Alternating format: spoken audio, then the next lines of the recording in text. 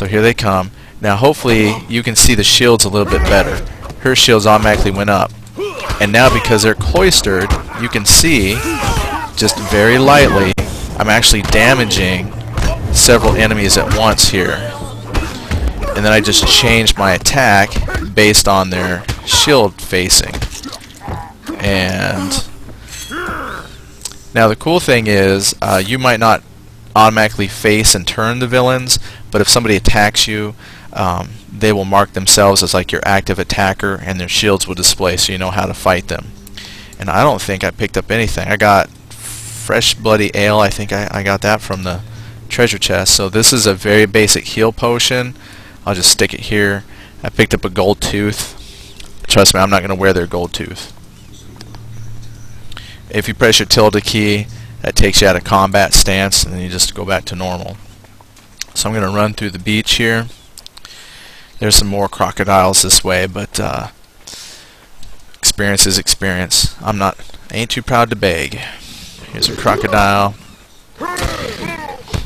So in the beginning, you start with no skills. Now I did pick up a skill here off of a while back. I haven't used it yet. So let's see how that looks. I press tab to target. I'm going to go up. I'm going to hit my number 4 key since it's right there.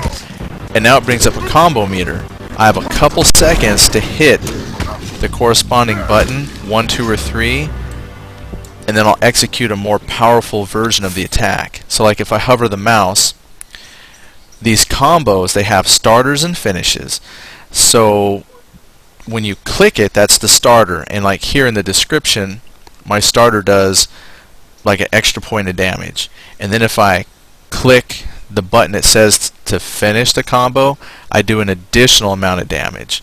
So your abilities can be important. You just have to learn your combos. So I'm going to come up here. Let's see, lots of crockies. I'll probably end up with a few of them here. But I'm going to hit my thing. Now see, it says to hit the upper left. I hit the upper left. I just did a combo. I just had to wait for it to warm up. Oh, warm up. Hit the finisher. Trust me, with an ore, it really is not all that dramatic. Even though I'm sticking them with a big piece of wood, it could be more dramatic. Just making sure there's no crocodiles hiding back here, and there is. Now, the important thing about combos is shield facings are real important on combos, because your finishers, if you can kill a creature with a finisher, sometimes that will execute what they call a fatality. And then that's where their combat system really shines. As you can see, as I'm hitting this guy, he's just shooting blood all over the place. But with a fatality, you can actually chop off heads, chop off arms. Like the assassin, one of their fatalities is they'll like jab a dagger in somebody's neck and like cut across their throat, and blood just spews everywhere. So their fatalities are very graphic. And that's why shield facing is important, because if your finisher is telling you to hit them on the left hand side and all 3 shields are on the left hand side, it's hard to do a finisher. So people who are really good at combat, they can anticipate the shield facings and execute appropriate finishers to try and hit them on a weak shield to guarantee that chance at a fatality. You know, fatality, it doesn't mean you did more damage. The thing was going to die anyway. It just means how you kill them is very impressive. And I honestly, let me see if I can. No, didn't do a fatality. I've only done a fatality with the ore a few times. This weapon does not seem to lend itself well to fatalities. But as you start to get the weapons of your class, like the archers got fatalities. Once I get a sword, I might start doing some fatalities. And oops, I thought I had picked it up. Oh, I keep hitting the wrong button. Take all. But the game runs pretty smooth. I'm not running it on the highest graphics settings. I just stuck it at medium, and the game looks pretty good. I'm going to say recently, but it's been a few months. They put in a DirectX 10 client, and I'm running on DirectX 10. And I haven't turned on a lot of options, but they do have some options for like swaying trees. And I have to admit, the graphics for this game, if your computer can handle it, it is a beautiful game. When you see like the trees swaying in the wind, and you've got the God rays coming down through the canopy of the trees, I mean, it's incredibly beautiful. You've got great shadows, and the trees are like trees. They're not like the weird thin cardboard trees that I saw in Warhammer Online. But it can be a real drain on your computer if you don't have a system for it. And to a varying degree, I can run the graphics pretty well, but I just have it on medium for now. So here's my first quest, lady. I'm just gonna. Luckily, the dialogue tree in this game is pretty simple. I pretty much always go with like option 1. It doesn't seem to hurt anything. And I've read the quest quite a few times, so I'm just gonna go through it. And I'll leave you something to read, so I don't want to spoil it too much. But basically, she said, come down here and get the key from this guy. So when I first attacked, he had 2 shields up top, so I attacked his left weak side. Then he evened it out. So he had 1 shield on each side. So at that point, I mean, it doesn't matter where you hit. He's got defense all around. So just hit him. But try and find that weak side. You do more damage. So she's free. So now she will follow me around. And now we're just going to come up here. Alright. We'll whack him on the head, because all his shields, you see, they're over on the right. So I'm going to hit him on the right side a few times. See if he shifts he didn't shift his shield, so it didn't matter if I was hitting him on top left, because he had 1 shield on each side. Okay, we're going to run over here. We're going to take out this group, which has got like a little mini boss. I'm going to use my big attack. And then just mine the shields. Now, because you can only see the shields on one person at a time, basically I just focus my attention to hitting whatever I've got highlighted on the weak side. So even though that swing and damage is following through on the other folks, their shields might be reducing the damage, but I mean, I can't tell. So once I kill who I'm fighting and move on to the back target, if you will, you just adjust your combat stance from there and start hitting on their weak side. But I love this because in a lot of games you focus on one person and one person only, and when that person's dead you move on to the next guy. Well, that guy's got full health. Well, with Conan, because your weapons have reach and they've got weight, if you can hit a whole bunch of people at one time if your weapon's big enough. Guardians with pole arms, nice big wide arcs of attack.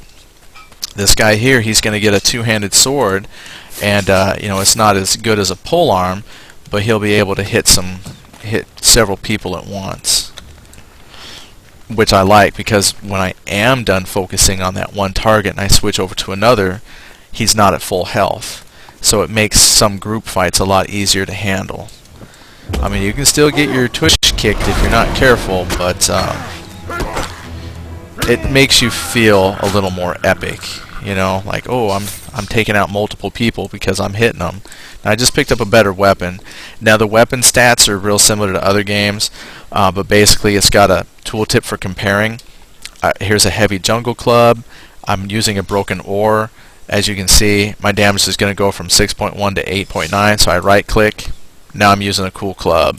I picked up some boots. Now here it says, under Sea Dog's boots, social feet. It's social clothing, so it doesn't put up no protection. This is new to Conan, not quite sure how new, but you can put on vanity items. And since I will eventually, see there, enable vanity armor, hide your helmet, hide your cloak, but I'm just going to put these here in the vanity, because if I find some real boots, I mean, unless my real boots with armor look better, I'll just go with these Sea Dog boots. But yeah, they will offer no protection, so I just put them on my vanity slot. And now here comes another group. So I wait for them to gather, use my big swing, which barely hurt the boss. But see, look, I'm just going to shift a bit, and now I'm hitting on both. Here's a fatality. So my finisher with that ore was able to trigger fatality. I didn't trigger one with him. So yeah, that, like I said, the ore, pretty hard sometimes to trigger fatalities, but when you start picking up actual weapons, you might see some more fatalities. And when you do, I mean, that's when the blood splattered all over, and you know, they really let you know that you did something special. And that's it. Yeah, that club does a lot more damage. Oh, Kenshiro left. He probably missed the fatality. That's like the highlight of the game right there. Hopefully he saw the fatality. I just picked up a hat. Is that social? Nope, it actually has 3 armor. Terrible looking hat, but yeah, it is what it is. Let's see, get them both. Yeah. So if you notice, I've hit both now, and then now that I'm focusing on her, her health was already down because I was able to hit both with my club. Love it. And now I got me some pants. Yep. I did not like wearing the loincloth, but now I'm a semi-Abercrombie and Finch looking guy, so we'll just continue on. Oop. Hey, hey. Moving right along. Keep it going. So really, that's your basics right there of the game. So all I gotta do now is just kind of run through. You know, you can explore some of these off places just to look at the architecture that they put in. I mean, the game is crazy detailed. Love it. You know, this starting jungle is very, very cool. I feel like I'm in a jungle with old ruins and things like that. The Age of Conan world, you know, his world, it's old and epic, you know, going back to like the Tales of Atlantis and stuff. So you see these old statues from kingdoms long gone that are overgrown with shrubbery and, you know, thousands of years of, you know, undergrowth. So it's cool sometimes just to walk around and check stuff out. But today, I have a date. I gotta find my wife. So, oh, now I got a shirt. You know, and I don't want to look at everything and spoil it for you. So, oh, that guy's got a pretty white beard. And because it is Conan, as you notice, there's no elves, no dwarves, which means the majority of the stuff that you fight is humanoidish peoples, and so that, you know, that could be a bother for some people. This is definitely following on the, you know, kind of a human-related theme, and so, you know, if you don't want to kill humans but would like to focus on fighting tree people and stuff like that, yeah, Age of Conan is just down and dirty. That does less damage.